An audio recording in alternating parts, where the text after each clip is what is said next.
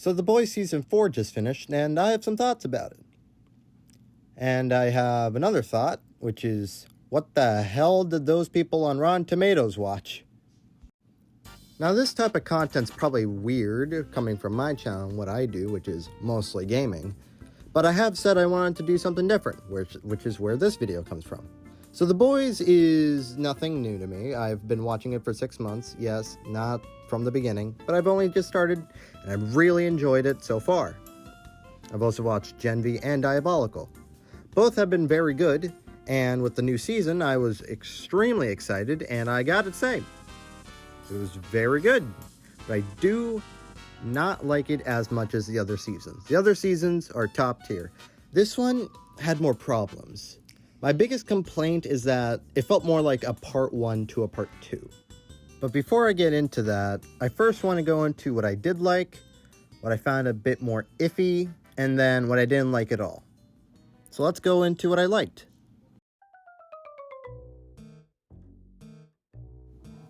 So the one thing I probably liked the most about this season was probably the story between Huey and his dad.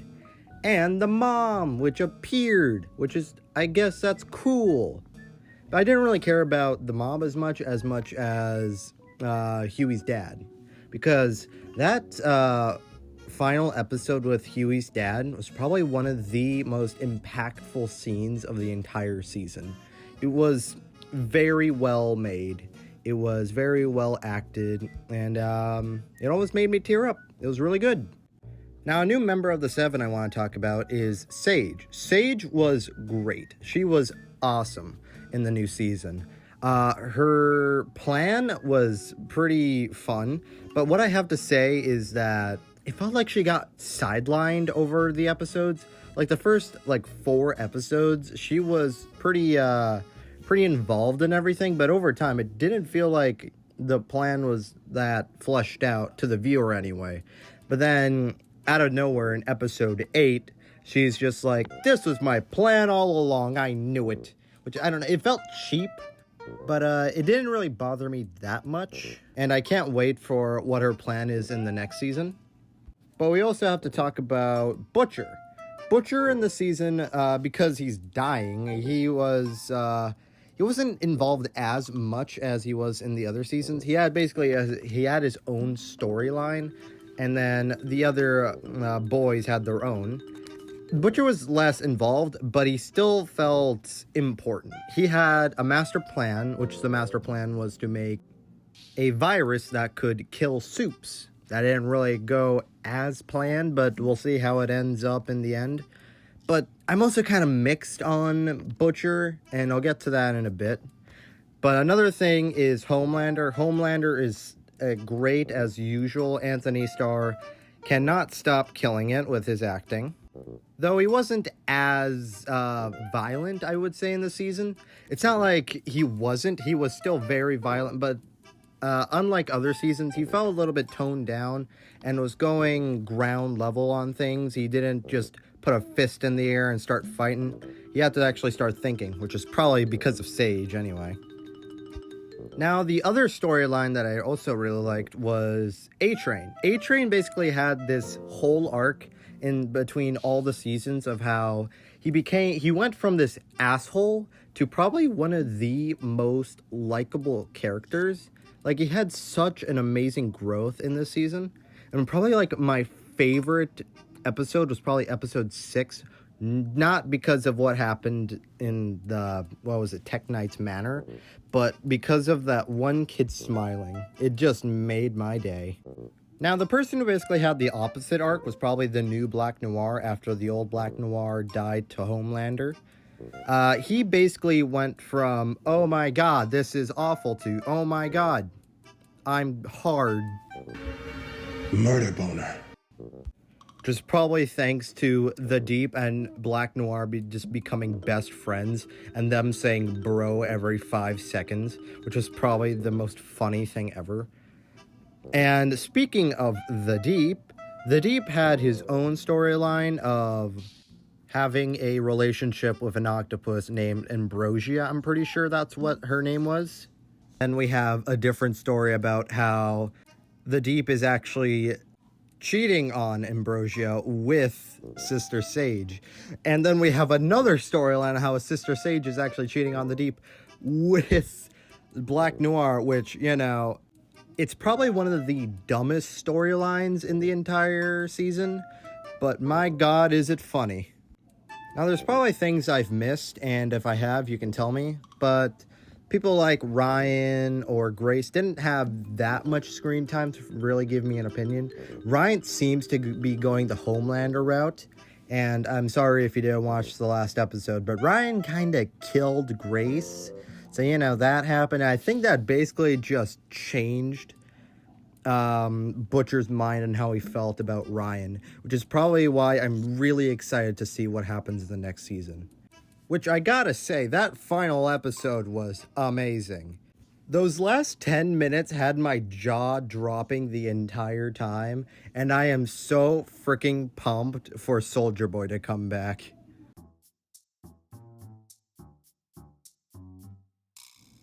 Now let's get into stuff I was a bit more mixed about. So the first thing was Frenchie and Kimiko. They both had still very wonderful scenes together, but their side stories were a bit more iffy.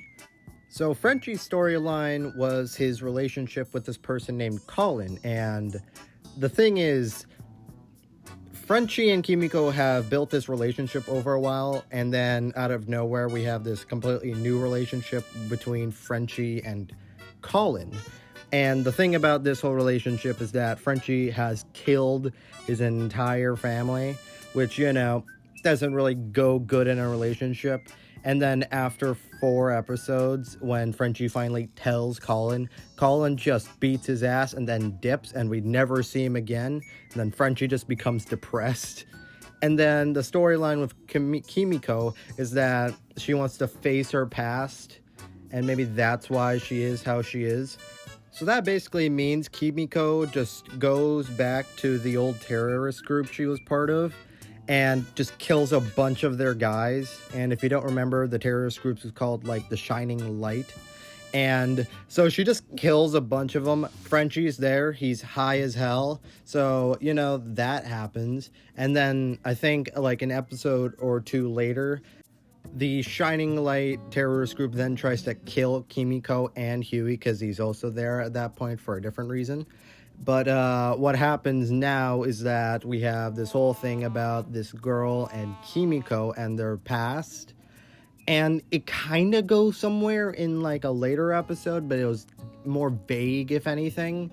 So it didn't really fit with anything, really. And it's just really weird, because at the end, with Frenchie and Kimiko get back together, because at this point, Kimiko was like, yeah, sure, you can date Colin. I'm completely fine with that. And then they just, come back together.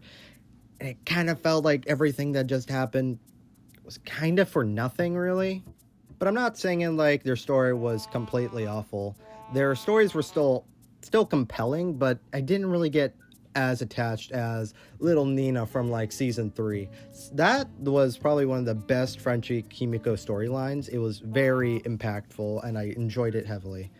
And another boys member I want to talk about is MM.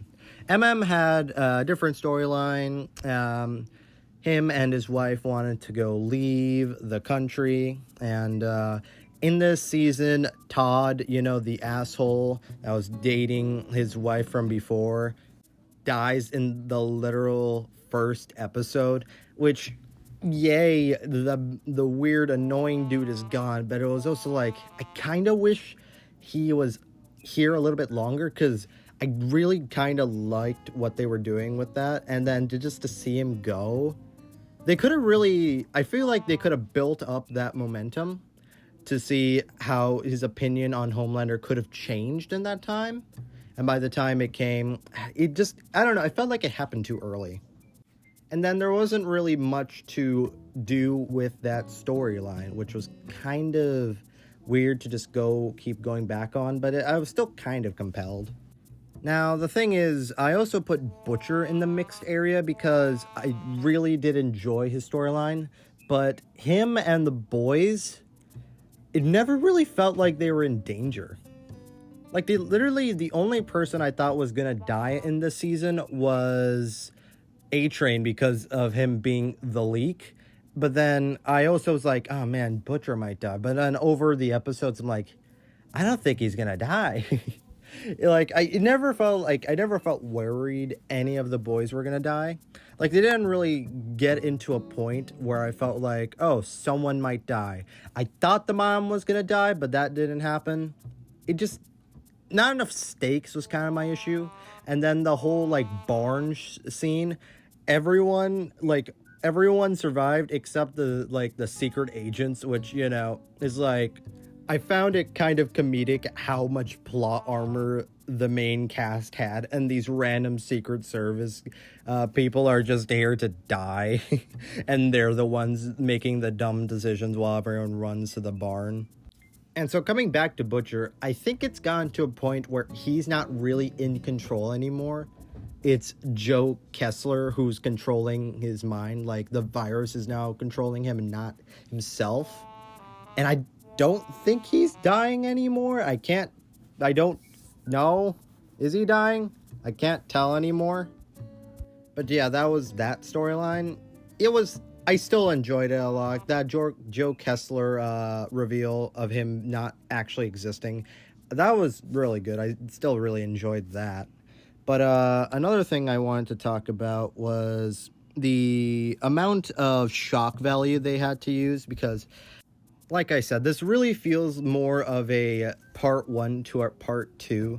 Like, it felt like there was a lot more filler in this season, and it never felt like the story really progressed at all. Like, the thing is, we never got anywhere. Nothing happened, really. We've just gotten to a point where it didn't feel like a lot happened between the first episode and the eighth episode. Like, compare this season to like something like season 3, because that season had a whole thing about the past and what happened then, and the whole Soldier Boy thing kept ramping up, and then we learned that he was actually Homelander's father. That story was really compelling, but it didn't feel like this season did much, and that might just be me feeling like nothing happened, but a lot did. I don't know. It just didn't feel like a lot of progression happened as much as the other seasons. That's just a bit of... that might just be more of a nitpick than anything. Now, the last thing I want to talk about is Firecracker. I liked Firecracker. I liked the amount of satire that just came out of her. And that kind of just... it just teetered off to a point where I never really found her to be anything more than just a loyal follower of Homelander. Unlike someone like Stormfront, which between her and Stormfront had this thing where you start to hate her and then you just want her to die because of how much you just despise her. I didn't really get that same feeling with Firecracker. She just felt like a loyal follower, and that was kind of it. She had like snarky remarks, but never really added that much. I mean, she became the new news anchor, I guess. But yeah, her storyline is kind of meh, I would say. Now, on to the things I didn't like that much at all. And the first thing is probably how the relationship between Huey and Starlight went. But before I get into the relationship, I just want to talk about what occurred to Huey, because for the entire season, the man has been tortured heavily, mentally anyway, because his dad passes away in episode 5, and then in episode 6, he gets sexually abused, and then in episode 7, he gets sexually abused, and then episode 8, he gets sexually abused. And I kind of hate how Starlight handles it after she finds out that Huey proposed to the shapeshifter, which you don't know. The shapeshifter turned into Starlight, and Starlight was trapped in like a room in a different area. And so Huey has actually just been living with a shapeshifter the entire time and has been sexually abused by that shapeshifter. But the way Starlight handles it, I didn't like it, because Huey's the one who went through this. He didn't know it was a shapeshifter. Why are you angry at him for not knowing? It's a shapeshifter. They look identical. And for her to be mad at that, I kind of understand where she's coming from, because she's been trapped for like 10 days in that room. So I can kind of see, but I don't know. It kind of felt weird that they would make Huey go through all of this in one season. And then there was that whole story about how Starlight has gone away from being Starlight. I know her name's Annie, but at this point we all know her as Starlight. So I guess, yeah, I'll call her Annie from here.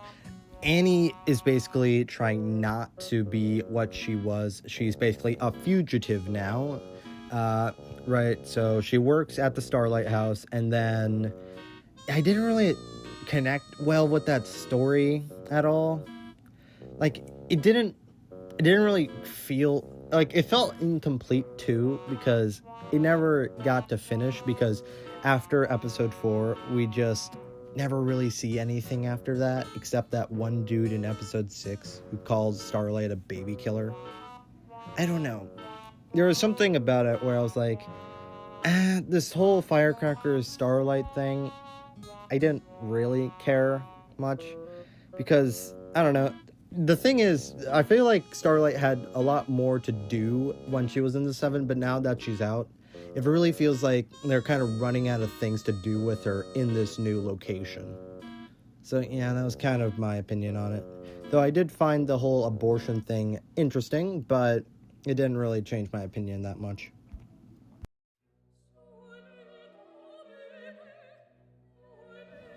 And yeah, that's my review of The Boys Season 4. What would I give it? Probably like in 7, maybe 8 out of 10. It's still a really good season, just not as good as the other ones. The other ones are like 9 to 10s, but this one's like a 7 to 8. There was a lot more issues I had with it, which is probably why it's a bit lower. But it's not like I'm saying it's an awful season. It's still really good. It's just I had a lot more issues. And that's kind of it. And also Kimiko spoke. Oh my god!